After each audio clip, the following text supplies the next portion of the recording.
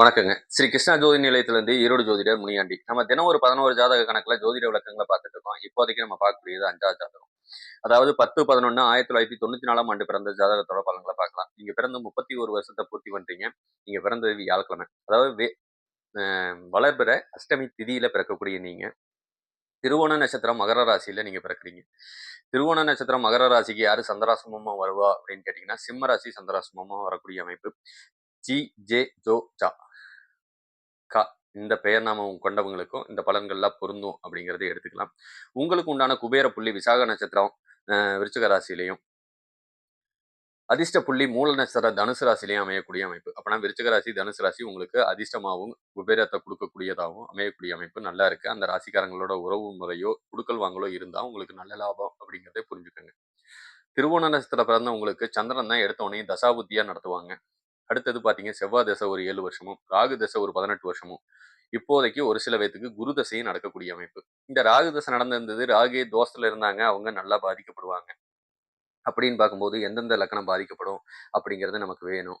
அ பார்த்தோம்னா, இதுக்கு முன்னாடி பாதிக்கப்பட்டவங்க, அதாவது ராகு தசை நடக்கும்போது இந்த 18 வருஷமா அவங்க பட்டுக்கிட்டு இருக்கக்கூடிய அமைப்பு.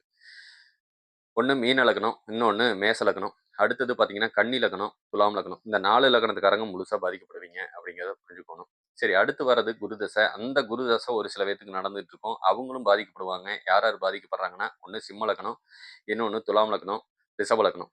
இந்த 3 லக்னத்துக்காரங்க முழுசா பாதிக்கப்படுவீங்க அப்படிங்கிறதையும் சொல்லிக்கலாம்.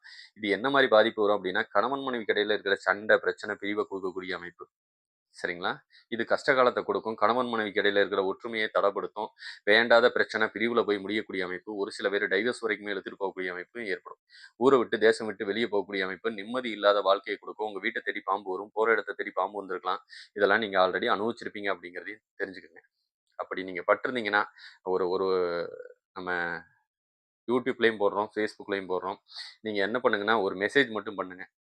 எங்களுக்கு நடந்துட்டு இருக்கு அப்படிங்கிறத குறிப்பிட்டு நீங்க மெசேஜ் பண்ணுங்க. அப்படி இல்லைனாலும் அத சொல்லுங்க. என்ன காரணம்னா, உங்களோட பிறந்த நேரத்துக்கு ஏத்த மாரி, உங்க லக்னத்துக்கு ஏத்த மாரி இப்ப நடக்கிறது யோகமா கூட இருக்கும் ஒரு சில பேத்துக்கு. அவங்களும் போடுங்க. போட்டா தான் எல்லாத்துக்கும் தெரியும். நீங்க ஒரு மெசேஜும் பண்ண மாட்டேங்கிறீங்க அப்படிங்கிறது எனக்கு கொஞ்சம் வருத்தம். சரி, பரவால்ல. இருந்தாலும் ஒரு சில பேர் ஃபோன் பண்ணி பேசுறீங்க. ரொம்ப சந்தோஷமா இருக்கு. ஏதோ நம்ம எடுக்கிற இந்த 20 நாளுக்கு உண்டான முயற்சிக்கு நமக்கு அதுக்கு உண்டான பலன் கிடைக்குது அப்படிங்கிறத நினைக்கிறேன். சரி, சந்தோஷம். சரி, இதே நாடி முறைப்படி நமக்கு வேறு என்ன பலன்கள்லாம் இருக்கு அப்படின்னம்னா, கண்ணுல இடது கண் பாதிக்கப்படக்கூடிய அமைப்பு, அம்மா புத்திசாலி, அம்மாவுக்கு கர்ப்பப்பை சம்பந்தப்பட்ட பிரச்சனை வரக்கூடிய அமைப்பு. நீங்கள் ஒரு சிறந்த ஆசிரியர் தான், மத்தவங்களுக்கு புத்திமதி சொல்றது, வைக்கிறது. ஒரு சில பேர் ஆசிரியராவே இருக்கக்கூடிய தன்மையும், ஒரு சில பேர் கம்ப்யூட்டர் சம்பந்தப்பட்ட ஒர்க் பண்ணிட்டு இருக்கிறதும், ஒரு சில பேர் வண்டி வாகனம் வச்சு தொழில் பண்ணக்கூடிய அமைப்பும் நல்லா இருக்குங்க. சரிங்களா? ஒரு சில ஆண்களுக்கு முதல் தாரம் தடபடக்கூடிய அமைப்புல இருக்காங்க. முதல் தாரம் விட்டுட்டு போகக்கூடிய அமைப்புல இருக்காங்க. அதனால பிரச்சனை ஏற்பட்டு 2ஆம் தாரத்தோட வாழ வேண்டிய சூழ்நிலையை இது குடுக்குங்க. பெண்கள் விஷயத்துல கவனமா இருங்க. நீங்க அவங்களுக்கு ரோமியோவா தெரிவீங்க. சரிங்களா? அதனால கொஞ்சம் கவனமா இருக்கிறது நல்லது.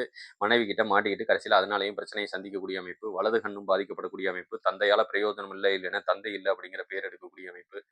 நீங்க வந்து தலக்கணத்துக்கு சொந்தக்காரர், கோவத்துக்கு, ரோசத்துக்கு சொந்தக்காரர், நிலவலங்களுக்கு சொந்தக்காரங்க அப்படின்னு கூட நம்ம எடுத்துக்கலாம்.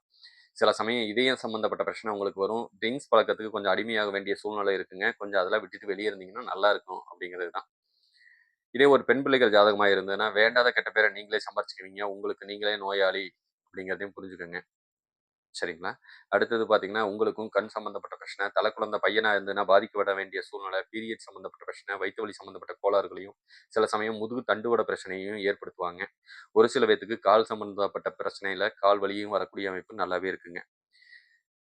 இதுவே கோச்சாரப்படி எங்களுக்கு ஏதாவது பலன்கள் உண்டா அப்படின்னா, திருமணம் ஆகாத ஆண்களுக்கும், இல்ல மறுமணம் செய்யக்கூடிய ஆண்களுக்கோ, பெண்களுக்கோ இப்பயே 1 மாசத்துக்குள்ளேயே திடீர்னு அமையக்கூடிய அமைப்பு நல்லா இருக்குங்க. சில பேத்துக்கு சித்திரைக்கு மேல தான் அது அமையக்கூடிய அமைப்பு நல்லா இருக்கு அப்படிங்கிறதையும் சொல்லிக்கலாம். வண்டி வாகனத்துக்கு வேணா இப்போதைக்கு சித்திரை வரைக்கும் யோகம் இருக்கு. தாராளமா வண்டி வாகனம் எடுக்கிறதுனா தாராளமா எடுக்கலாம். மேலும் தகவல்களுக்கு ஸ்ரீ கிருஷ்ணா ஜோதி நிலையத்தை அணுகுங்கள். மிக்க நன்றி. வாழ்க வளமுடன். வணக்கம்.